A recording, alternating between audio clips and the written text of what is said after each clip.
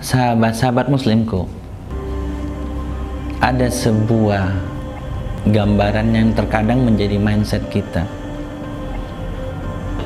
Nanti ketika saya sudah berusia 45-50 tahun, saya ingin menikmati hidup, saya ingin bersantai-santai. Mungkin yang pegawai ada yang pensiunnya di usia 50 atau 55, saya akan pensiun. Saya akan menikmati hidup bersantai-santai. Apakah seperti itu yang dicontohkan oleh Rasulullah? Kita umat Islam, kepada siapa lagi kita akan mencontoh selain kepada Rasulullah Sallallahu Alaihi Wasallam? Allahumma sholli wa sallim wa barik alaihi. Kepada siapa lagi?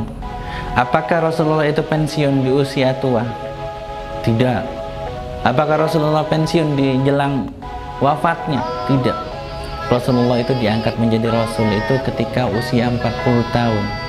Selama ada 40 tahun sebelumnya, Rasulullah itu pun tidak ketinggalan dari dakwahnya, walau belum diangkat oleh Allah menjadi Rasulullah.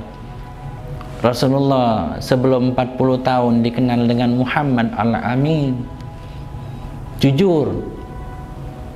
Bahkan ada sebuah kisah ketika Rasulullah itu berkata kepada kaum Quraisy, apakah kalian percaya ketika aku katakan di belakang gunung ini ada musuh yang akan menyerang? Mereka bilang percaya. Kenapa? Karena engkau adalah Al-Amin. Tapi ketika dikatakan apakah kau percaya ketika aku bilang aku adalah Rasulullah? Mereka bubar. 40 tahun pertama Rasulullah itu, sebelum diangkat menjadi Rasul, beliau berdakwah dengan kejujuran, dijuluki Al-Amin.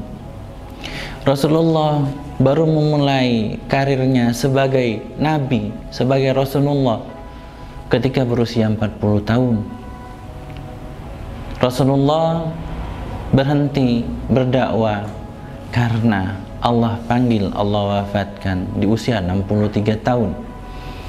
Jadi kalau kita sebagai pekerja misalnya, ketika pensiun bingung mau ngapain, tinggal nunggu mati saja, tinggal nikmatin hidup saja.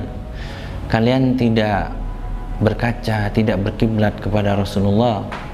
Ketika kita yang bukan pekerja berkata 40-50 tahun saya mau nikmatin hidup, saya mau diam, saya tidak mau bekerja lagi, kalian salah.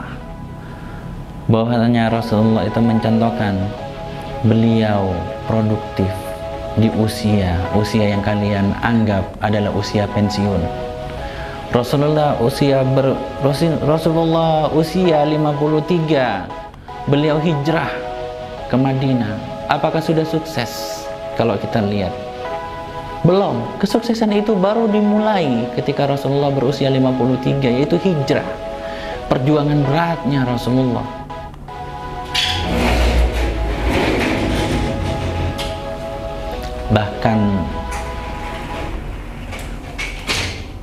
Bahkan ketika Rasulullah hijrah ditemani oleh Abu Bakar. Rasulullah kenapa hijrah belakangan? Apakah Rasulullah tidak mau hijrah? Tidak. Rasulullah hijrah itu menunggu perintah Allah. Semua yang dilakukan oleh Rasulullah itu adalah menunggu perintah Allah. Kita ingat kisah Nabi Yunus, dia meninggalkan umatnya sebelum Allah perintahkan untuk meninggalkan. Ternyata Allah ditelan oleh ikan paus, bertobat kepada Allah, kemudian Allah muntahkan di pinggir laut. Kemudian ketika kembali kepada umatnya, ternyata umatnya sudah bertaubat dan menjadi taat. Inilah keutamaan Rasulullah. Beliau tidak mau melakukan sesuatu sebelum Allah perintahkan.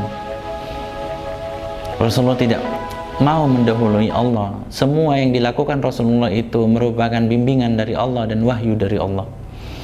Bahkan kita dengar ketika kita tahu bersama, kita baca bersama, kita tahu bersama kisahnya ketika Rasulullah itu hijrah ditemani oleh Abu Bakar. Setelah Allah perintahkan untuk hijrah, kita lihat bagaimana kecintaan Abu Bakar ketika Rasulullah masuk ke Gua Sur.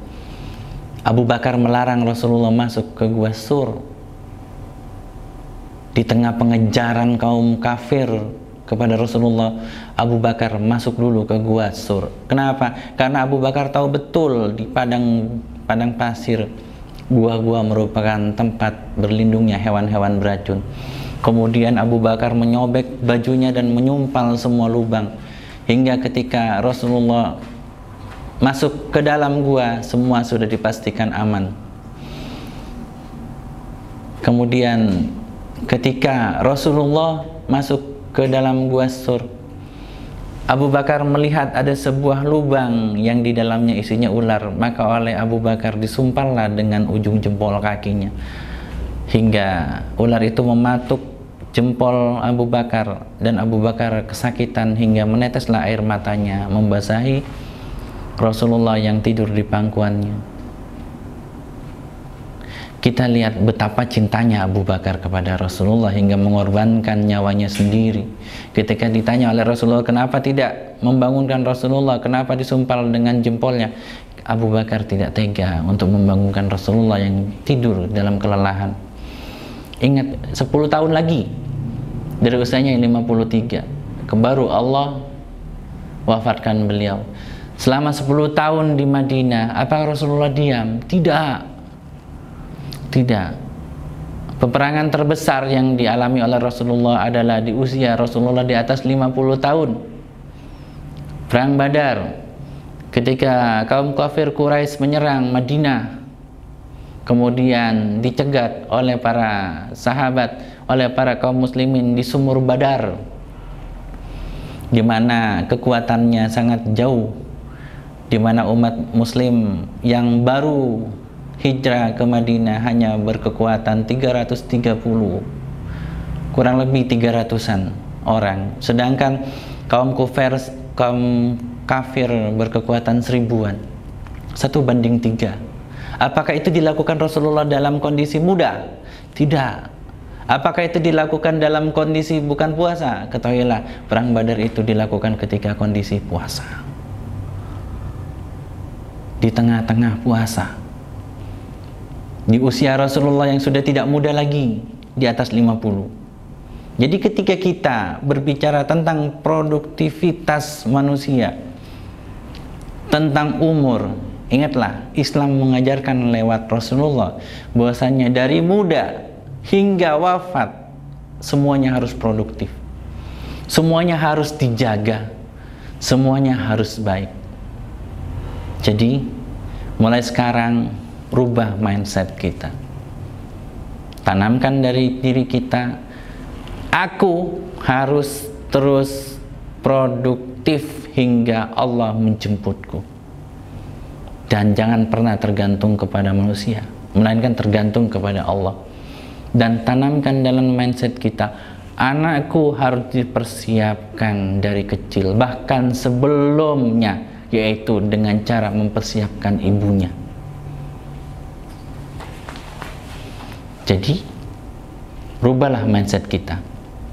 Masa produktif kita adalah sampai kita wafat dipanggil Allah, sampai kita menemui Allah, sampai kita nanti insya Allah berjumpa Rasulullah dengan jalan kematian yang husnul khotimah.